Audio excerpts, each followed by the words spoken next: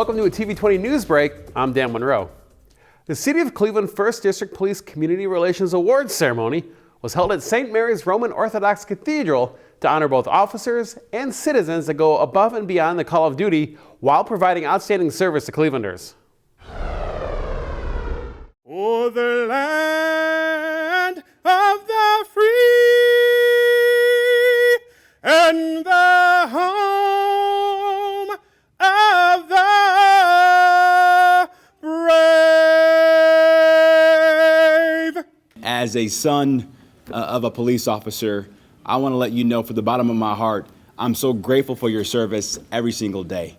You all represent the best of not just this city, but this nation. And so as we prepare for Thanksgiving, and I know I'm looking forward to a lot of fried turkey and collard greens and mac and cheese in the next couple of weeks, as you think about what you're grateful for, please take a moment to say a special word of thanks and gratitude to our men and women in blue who fight for our city every single day.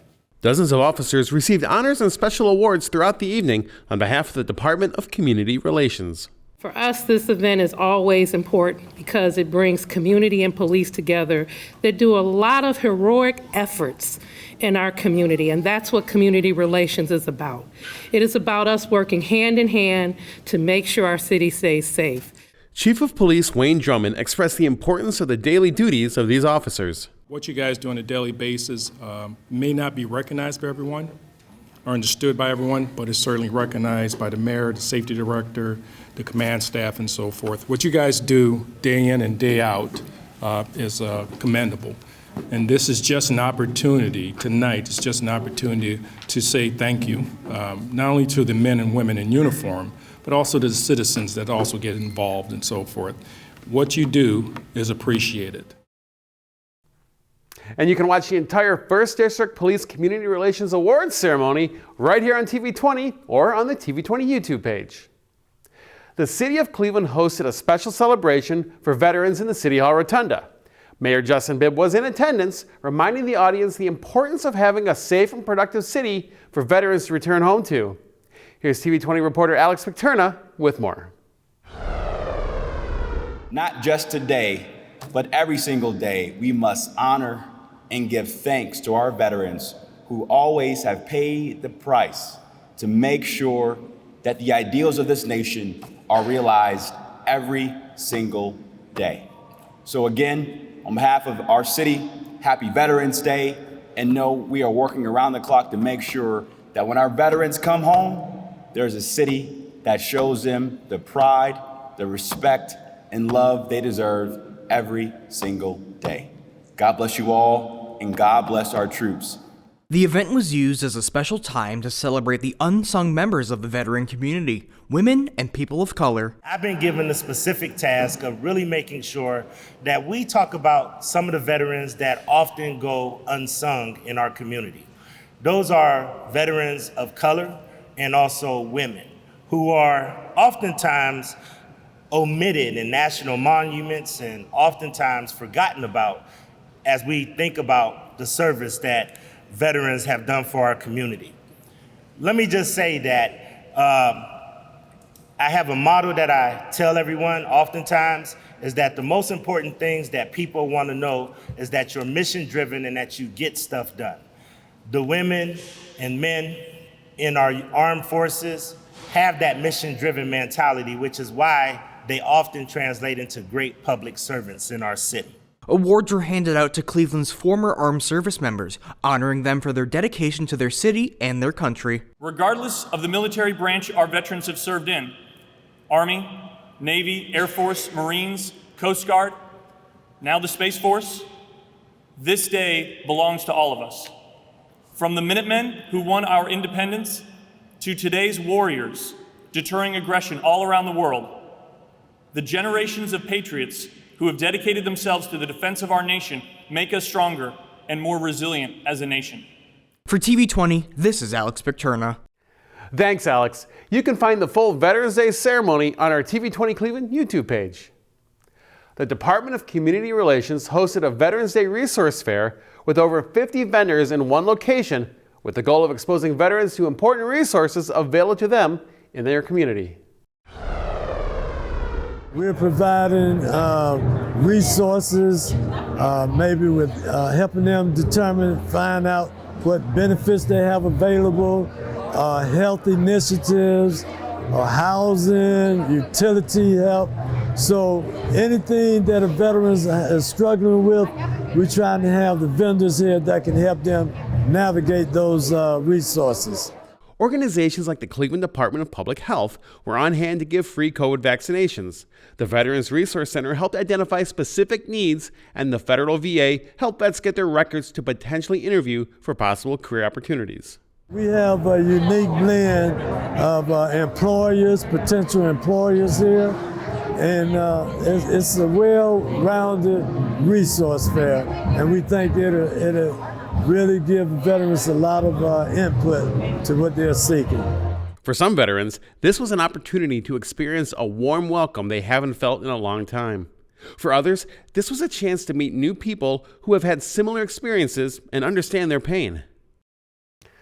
For more information on veterans benefits and resources, visit the United States Department of Veterans Affairs website at va.gov/Cleveland-vet-center. Veterans Day is an opportunity to publicly commemorate the contributions of veterans from all wars and all who serve in the U.S. military. This year, a special tribute to veterans was held in Cleveland's Ward 9 neighborhood. On behalf of VA Northeast Ohio Healthcare System, in collaboration with the City of Cleveland, a beautiful memorial was unveiled to honor the Clevelanders lost in World War I. The monument honors those who pay the ultimate sacrifice, and it will ensure that they are never forgotten. It is great to be here to celebrate my first Veterans Day as mayor of the great city of Cleveland, Ohio. I want to thank all of those who made this day possible, in particular James McKnight, who helped design this amazing, beautiful memorial to really commemorate the sacrifice that the men and women of Cleveland made during World War I. And it's important that we not only recognize today being Veterans Day, but every single day, we must pay tribute to America's patriots who fought on the front lines to keep our nation safe and secure. So on behalf of the great city of Cleveland, I want to thank you so much for allowing us to be a part of this special occasion. May God bless our nation, may God bless our city, and may God continue to protect our troops at home and abroad. Thank you so much. On behalf of TV20, I want to say thank you to all the U.S. vets. We appreciate your service to this country. We'll be right back after this. You're watching TV20 News. The City of Cleveland's recycling program has relaunched, and I'd like to share a few recycling do's and don'ts. All materials should be mixed, loose, and unbagged in blue carts. No plastic bags or plastic films in your blue carts.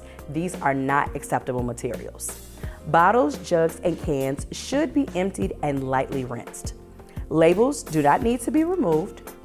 Ignore the recycling symbol and numbers on items. Only items listed as accepted materials should be placed in blue carts. And lastly, when in doubt, throw it out. If you're not sure if something is recyclable, place it in the black trash bin to avoid contaminating recyclables with non-acceptable items. Anything not listed as an acceptable item should not be placed in the blue recycling cart. For more information and quick tips, visit sustainablecleveland.org. And welcome back to TV20 News. I'm Dan Monroe. A ceremony was held for the unveiling of the newly named Principal Jacqueline W. Bell Way. Here's TV20 reporter Alex Victerna with the story.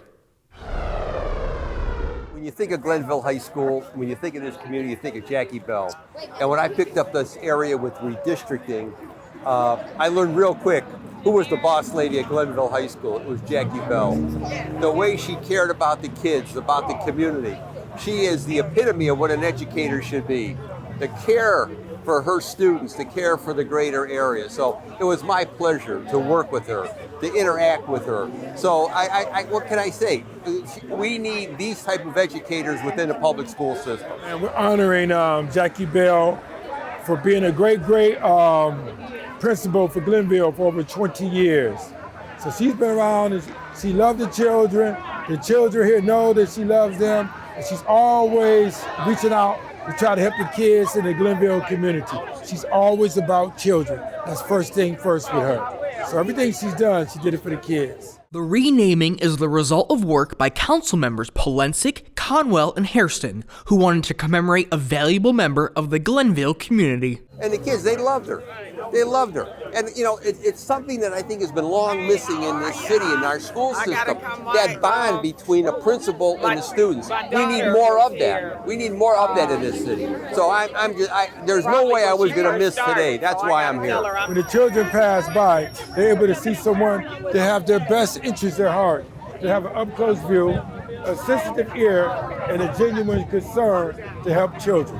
That's very, very important. So we're very happy to honor her. She's a Glenville legend. After working as principal for Glenville High School for more than 20 years, Jackie Bell retired and says the dedication to her work is a deep honor. To say that I am grateful is an understatement. I feel very, very honored, and then I am just, ever so proud to be able to say that when you go on 113th in St. Clair, my name is there, and I spend a lot of time and blah, blah, blah. But, I never could have anticipated that this was going to happen. This was a huge surprise when the councilman announced it originally at graduation, and then again at a retirement dinner for me. I am just, in awe. How do you thank a person for kind of putting your name up there permanently? Because it's not as if it's just, it's not as if it's something that, will ever go away, to rain too hard or whatever. It's up there permanently. And I'll forever be grateful for this opportunity to just allow people to drive by, see me, call me, whatever. Just know that I had some impact in what went on here in the Glenville community. For TV20, this is Alex Picterna. The site is located at East 113th in St. Clair, and TV20 would like to give a big congratulations to Jackie for all her hard work. A public memorial ceremony was held for the newly named Anthony DeJuan Hughes Jr. Way, and Councilman Richard Starr was in attendance to speak on the legacy of this amazing Clevelander. Here's TV20 reporter Alex Picterna. Today we are here to do a street naming in honor of a young man who was gunned down due to senseless gun violence, Anthony DeJuan Hughes Jr., who was a member, who was a family loved one in Ward 5. And in December of 2020, while he was on his way home, coming from playing basketball, someone just came and shot him and killed him.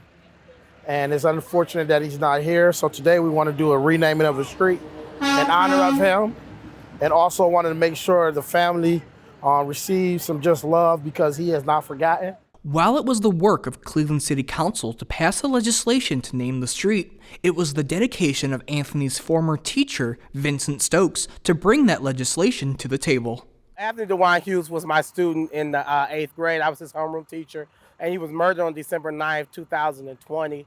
I thought we needed a way to honor Anthony. Anthony was a great kid, great scholar. So I took it upon myself to, at that point, it was another city council woman. It was Phyllis Cleveland. I reached out to her, asked her how could we honor Anthony Hughes.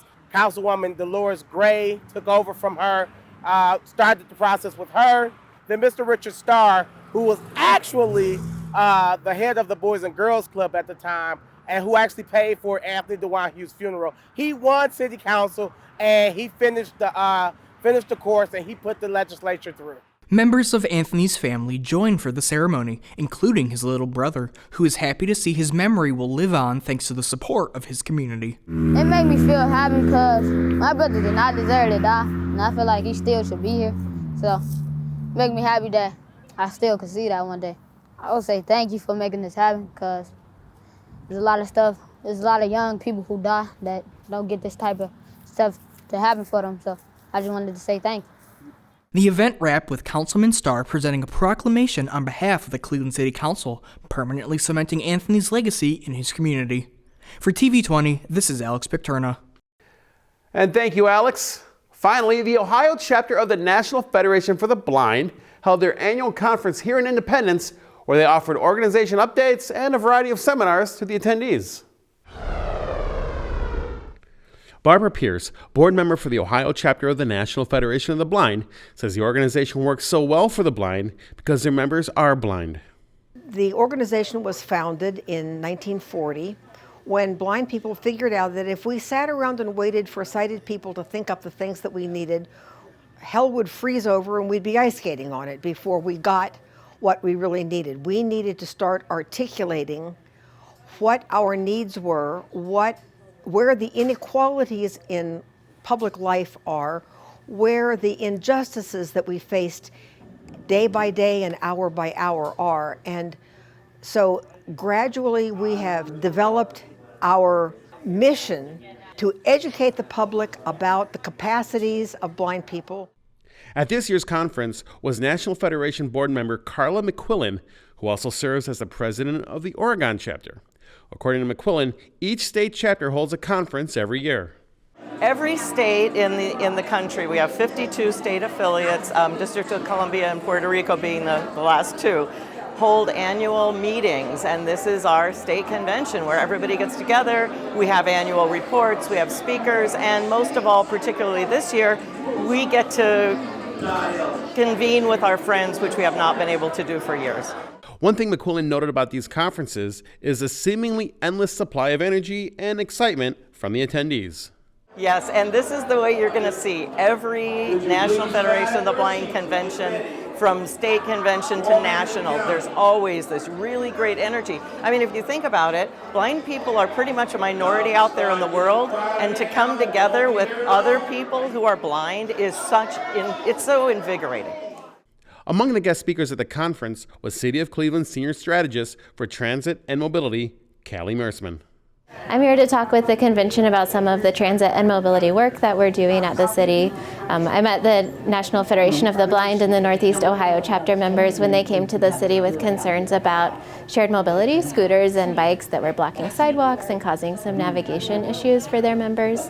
And since then, it's been a really good partnership of advocacy. They bring mobility concerns and challenges to us, and I've learned a lot about what it's like to navigate around the city using a white cane, and it only makes our work more inclusive and richer, and makes it more possible for us to integrate that understanding moving forward. For more information on the Ohio chapter of the National Federation of the Blind, including details of the Cleveland division, visit their website at nfbohio.org. Well, TV20 is streaming live 24/7. Visit TV20Cleveland.com to see our live feed and more. Stay connected with TV20 wherever you go by liking and following us on Facebook, Twitter, and Instagram. And be sure to subscribe to our YouTube page to watch our numerous programs. Coming up next, learn about what's going on with the Cleveland Metropolitan Schools with this week's CMSD 360. Thanks for watching TV20 News. I'm Dan Monroe. Be sure to stay tuned for more on TV20. We are Cleveland.